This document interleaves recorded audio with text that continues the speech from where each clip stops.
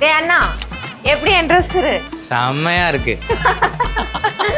குட்டி பாப்பா வந்தா செம்மையா சிரிச்சுட்டு என்ன பண்றதுன்னு தெரியல. தமிழையா?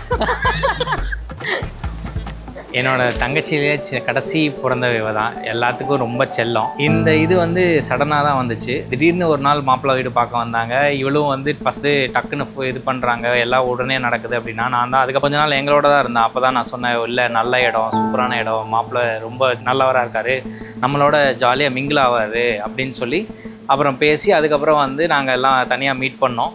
அவளுக்கு அதுக்கப்புறம் மாப்பிள்ளையை ரொம்ப பிடிச்சிச்சு.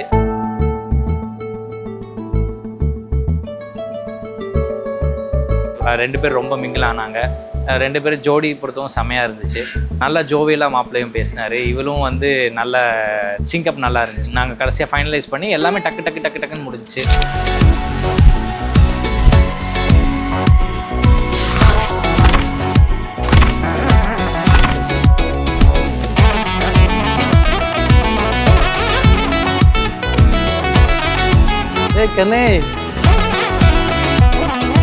கண்டேன் கண்டேன் என்னுடையவளை, தந்தேன் தந்தேன் மிச்ச உயிரை. கண்டேன் கண்டேன் என்னுடையவனை, தந்தேன் தந்தேன் மிச்ச உயிரை.